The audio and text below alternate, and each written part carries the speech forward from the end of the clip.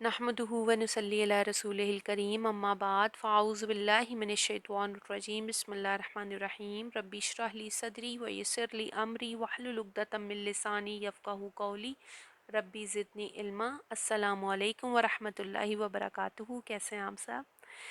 अच्छा जी, बाब नंबर 1 के इखलास नियत से हमारी एक हदीस अभी बाकी थी जो कि मैं आज शेयर करूँगी, फ़ासिद नियत का वबाल। तो बहुत ही गौर से सुनिएगा। हज़रत अबू हुरैरा ने कहा, मैंने हुज़ूर पाक सल्लल्लाहु अलैहि वसल्लम को ये फरमाते हुए सुना कि क़यामत के दिन सबसे पहले एक ऐसे शख्स के ख़िलाफ़ फ़ैसला सुनाया जाएगा जिसने शहादत पाई होगी। इसे खुदा की अदालत में हाजिर किया जाएगा। फिर खुदा इसे अपनी सब नेमतें याद दिलाएगा, वो इन्हें तस्लीम भी करेगा। तब अल्लाह ताला पूछेगा कि तूने मेरी नेमतें पाकर क्या काम किए? वो अर्ज़ करेगा कि मैंने तेरी खुशनुदी की खातिर तेरे दीन से लड़ने वालों के ख़िलाफ़ जंग की, यहाँ तक कि मैंने अपनी जान दे दी। खुदा इससे कहेगा, तूने ये बात गलत कही कि मेरी खातिर जंग की। तूने सिर्फ इसलिए जंग की और जांबाजी दिखाई कि लोग तुझे बहादुर कहें, सो दुनिया में तुझे इसका सिला मिल गया। फिर हुक्म होगा कि इस मर्द शहीद को मुंह के बल घसीटते ले जाओ, नाउज़ बिल्लाह, और जहन्नुम में डाल दो। चुनाचे इसे जहन्नुम में डाल दिया जाएगा। अस्तगफिरुल्लाह, अल्लाहुम्मा अजरना मिनन नार, अल्लाहुम्मा अजरना मिनन नार, अल्लाहुम्मा अजरना मिनन नार। कि सिर्फ इस शहीद ने सिर्फ दुनिया में दिखावे के लिए कि मैं बहुत बहादुर हूँ, शहादत ली उसने, तो इसका कोई अजर नहीं है क़यामत में, क्योंकि इसने ये नियत ना की थी कि अल्लाह ताला की खातिर ये अपने दीन हक़ की खातिर लड़ा है। इसने सिर्फ ये नियत की कि मुझे दुनिया में मेरी वाह वाह हो जाए, और उसे घसीटते जहन्नुम में डाल दिया जाएगा, नाउज़ु बिल्लाह। फिर एक और शख्स खुदा की अदालत में पेश किया जाएगा जो दीन का आलिम व मौल्लिम होगा। खुदा इसे अपनी नेमतें याद दिलाएगा, वो इन्हें तस्लीम करेगा। तब वो इससे कहेगा, इन नेमतों को पाकर तूने क्या अमल किए? वो अर्ज़ करेगा, खुदाया मैंने तेरी खातिर दीन सीखा और तेरी खातिर दूसरों को इसकी तालीम दी और तेरी खातिर कुरान मजीद पढ़ा। अल्लाह ताला फरमाएगा, तुमने झूठ कहा, तुमने तो इसलिए इल्म सीखा था कि लोग तुम्हें आलिम कहें, और कुरान मजीद इस गर्ज से तुमने पढ़ा था कि लोग तुम्हें कुरान का जानने वाला कहें, सो तुम्हें दुनिया में इसका सिला मिल गया। फिर हुक्म होगा इसे चेहरे के बल घसीटते हुए जहाँ जाओ और जहन्नुम में फेंक दो, नाउज़ बिल्लाह। चुनाचे इसे घसीटते हुए ले जाकर जहन्नुम में फेंक दिया जाएगा, नाउज़ बिल्लाह।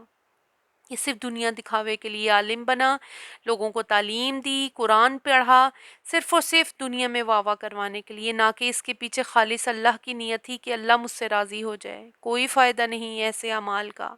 दुनिया में तो फिर उसका अजर मिल जाता है, लोग वाह करते हैं, बहुत इज्जत करते हैं, रिस्पेक्ट देते हैं, पर इसका आखिरत में कोई जगह नहीं है इसकी। फिर तीसरा आदमी होगा जिसे अल्लाह ताला ने दुनिया में कुशादगी बख्शी थी और हर किस्म की दौलत से नवाजा था। ऐसे शख्स को खुदा की जनाब में पेश किया जाएगा और वो उसे अपनी सब नेमतें बताएगा। वो सारी नेमतों का इकरार करेगा, ये सब नेमतें इसे दी गई थीं। तब इससे इसका रब पूछेगा, मेरी नेमतों को पाकर तूने क्या किया, क्या काम किए? वो जवाब में अर्ज़ करेगा, जिन जिन रास्तों में खर्च करना तेरे नज़दीक पसंदीदा था, इन सब रास्तों में मैंने तेरी खुशनुदी की खातिर खर्च किया। अल्लाह ताला फरमाएगा, झूठ कहा तूने, ये सारा माल तूने इसलिए लुटाया था कि लोग तुझे सखी कहें, सो ये लक़ब दुनिया में तुझे मिल गया। फिर हुक्म होगा इसे चेहरे के बल घसीटते हुए ले जाओ और आग में डाल दो। चुनाचे इसे ले जाकर आग में डाल दिया जाएगा, नाउज़ बिल्लाह। दुनिया में अक्सर होते हैं लोग, उनको अल्लाह ने इतनी नेमतें दी होती हैं और वो ज़रूर अल्लाह के रास्ते में खर्च करते हैं, बस सिर्फ दिखावे की खातिर। जैसा कि हमें ये बात पता है, जैसे कि हमारे हुक्मरान हैं, एक छोटा सा आटा भी देंगे, आटे का थैला, तो वो उसमें भी हज़ारों तस्वीरें खींची होंगी। तो इस तरह मत करें, एक हाथ से दें तो दूसरे हाथ को पता भी ना चले, इस तरह छुपा कर नेकी करनी है हमने। और जो भी अमाल करने हैं वो अल्लाह की खातिर करने हैं, और इसका अजर फिर हमें आखिरत में میں ملے گا، ورنہ کوئی فائدہ نہیں۔ دنیا کی مال دنیا میں رہ جانا ہے، دنیا کی نیتیں یہیں پر رہ جانی ہے۔ جب ہم خالص نیت نہیں کریں گے تو اس کا کوئی فائدہ نہیں ہوگا۔ کوئی بھی، چاہے وہ شہید ہو، چاہے وہ عالم ہو، چاہے وہ دنیا میں جس کو اتنی نعمتیں اللہ نے دی ہوں، کوئی فائدہ نہیں ہے۔